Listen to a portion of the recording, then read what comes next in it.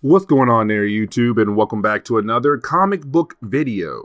Okay, so we are going to continue our coverage over Darkseid War. Now, when it comes to Darkseid War, we are currently covering the tie-ins, and the tie-ins are really more focusing on different characters of the Justice League who have became gods. So, for example, Batman became the god of knowledge, Superman became the god of strength, Flash became the god of death.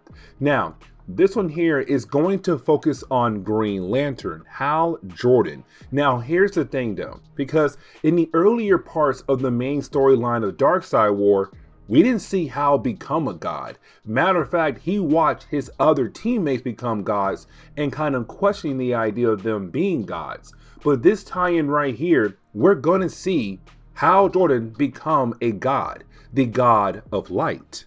Now, when it comes to this tie-in, it does pick up where we left off at when it came to Hal Jordan in the Darkseid War storyline. And what I mean by that is, in the earlier parts of Darkseid War, we saw Bruce and Hal being able to come back over to the main DC universe. Now, when they did, they come to find out Darkseid was dead. And with his death, the parademons, the little minions that were under Darkseid control, are now looking for a new master. They are now looking for the most powerful source of energy in the universe, and that would be the Green Lantern power battery on Oa. The thing is though, they are not looking for just a powerful source of energy. They're really looking for somebody who is a powerful source of energy. But the problem is though, they have no idea that the power battery is not really a person, it's more just an object that releases a huge amount of energy. Either way, when it comes to the parademons, they are making their way over to Oa. And so when Hal and Bruce came back to the main DC universe, you had Hal realize he had to help out the other Green Lanterns fight against the forces of the parademons. Except you have John Stewart calling Hal to tell him, hey man, listen, we're all getting murdered right now. Like every single one of us. Like by the time you get this message, I want you to know that you are going to be the last surviving Green Lantern of the entire universe. But then we have to jump back in time where we pick up with a young Hal Jordan. Now, when it comes to this young Hal, he's basically going to a church as a way to show respect to his father's religion, who was an actual Catholic. Now, with that being said, the only reason why he came to this church because, well, his mother told him to, as a way to show respect to his father's religion. We are picking up right after, not right after, but maybe a few months after Hal's father had died in that plane crash. Now, you do have Hal go to church and he does light a candle as a way to show respect to Hal's father's religion. But you have Hal tell us that he feels this is kind of weird. And the reason why? Because his father never took him to church. His father was not really a religious person. Honestly, his father did not really believe in God or any kind of spiritual being. And so with that being said, for Hal, it's kind of hard for him to be here to light a candle as a way to show respect towards this religion. Now, you do have Hal run into somebody who claims that he knew Hal's father. Now, this guy, we have no idea who he is, but apparently he tells us that he had a lot of respect for Hal's father, that he was one heck of a pilot. Even though he never did fly along Hal's father, he still had a lot of respect for Hal's father.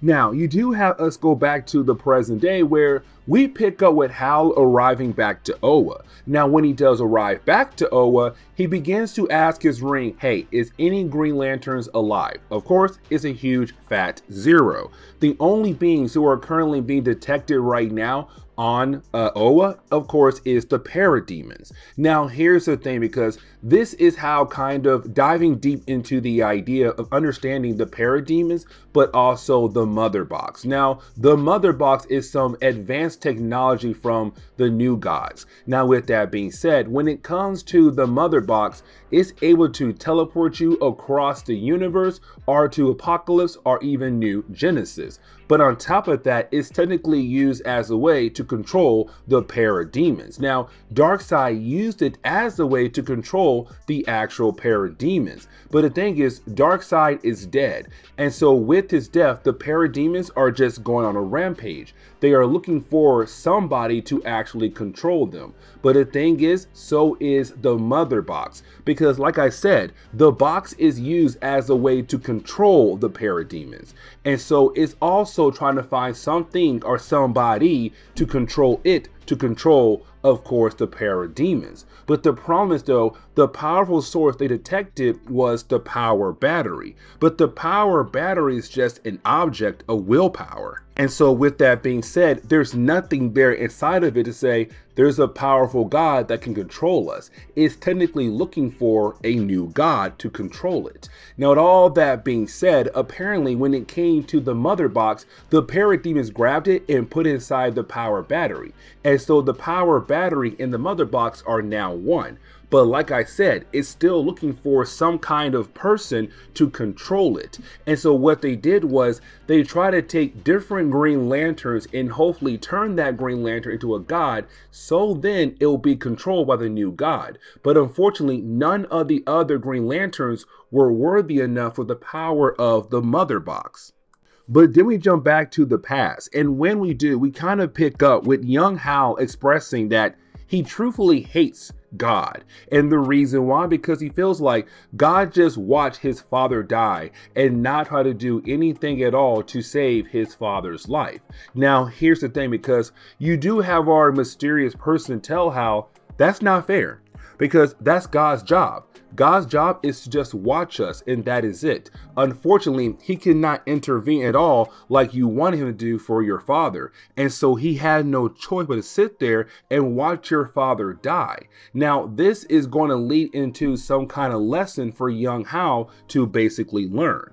But getting back over to the present day, we pick up with Hal trying his best to fight against the forces of the parademons. But the thing is, we already knew that he was going to fail. We're watching him fail right now. And the only reason why I'm saying you should know that, because again, the rest of the Green Lanterns were all killed off. Hal is now the only surviving Green Lantern, which means that, yeah, he is about to die. It does look like he's about to die. He's being overrun by the parademons. He's the last standing Green Lantern right now. And even though he has the confidence, the willpower to keep fighting, it's just that there's too many parademons for him to handle on his own. And so we jump back to the past once again. And when we do, we pick up with young Hal getting this lesson from this older gentleman who is trying to explain everything to young Hal about the idea of gods. And what I mean by that is he's saying, listen, when it comes to gods, we worship them. We go to church, we praise them, all that stuff. But in reality, they go to church to worship us. And what he means by that is, again, the only thing gods can do is just watch us. That's all they can do. But the thing is, we have free will. We are able to do a lot of different things that gods cannot do. Now, when it comes to our mysterious character, he says that apparently he met some gods, some powerful beings. But again, they praise us humans because, again, we have free will. And the thing is, your father was able to build the idea of free will. He had no fear. And because of that, he was a great man because he was able to do what he wanted to do. And so even though he died in a plane crash, that was something he wanted to do. Not the plane crash, but to become a pilot, to go in the sky and be one heck of a pilot. And so it's kind of our mysterious character trying to teach this lesson to young Hal about the idea that sooner or later you have to realize you have to overcome fear, but at the same time, don't hate the god. The thing is, the gods respect you. So why not go ahead and respect them in return? And so we jump back to the present day. And when we do, we see Hal trying to decide if he should accept the idea of becoming a new god for the mother box in the parademons. Because remember, the mother box is attached to the power battery of the Green Lantern. But the thing is, the power battery is just a power source. It's not a sentient being. Somebody who's able to control the mother box. Somebody who's able to control the parademons. It's just an object. And so it's looking at how to be that god. But the thing is, this is where the other Green Lanterns had failed. What I mean by that is the rest of the Green Lanterns automatically declined the offer. Every single Green Lantern was given the same offer that Hal was. And the reason why they declined the offer, because it's the mother box, it's the parademons. They all come from Apocalypse, of course, the home of Darkseid, one of the craziest evil person in DC Comics and DC's multiverse. And so they realized, if I accept that offer, it's me kind of taking Darkseid's side.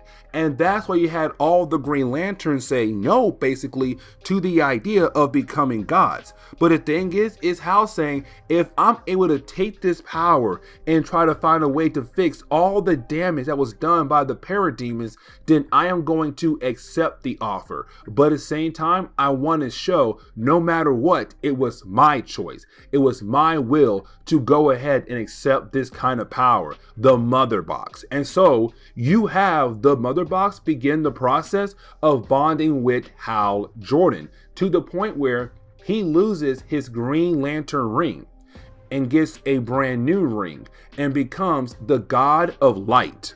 And so we then see Hal become the God of Light. And with him becoming the God of Light, well, now this man is more powerful than other gods we have seen so far when it comes to the rest of the league. Like, yes, you got Batman, God of Knowledge, cool. You got Flash being God of Death, cool. But this guy is God of Light. He now stands on the outside of time and space. He is able to be anywhere in time if he wants to. Matter of fact, he asked the mother box, can we fix what happened on Oa when it came to all the Green Lanterns being killed off? And the mother box says, yes, we can do that. And so just like that, he reversed all the damage that was done on Oa. All the Green Lanterns that died, they have been brought back to life just like that. You're kind of like, man, he is that powerful. Then we come to find out the mysterious character that has been talking to Hal in the past,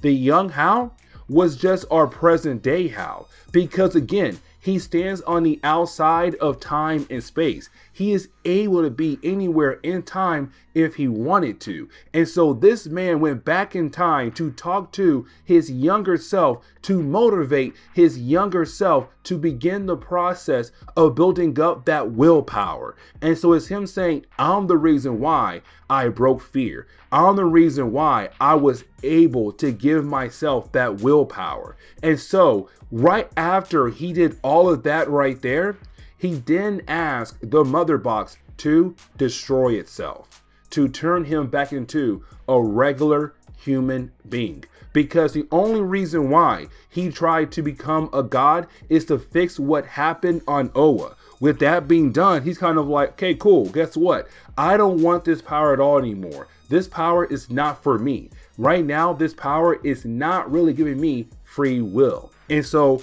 just like that, the mother box is gone and Hal is back to being normal. And so with that being said, this is where we are going to end today's comic book video. So please leave me a like down below and subscribe. But guys, see y'all next time. Later.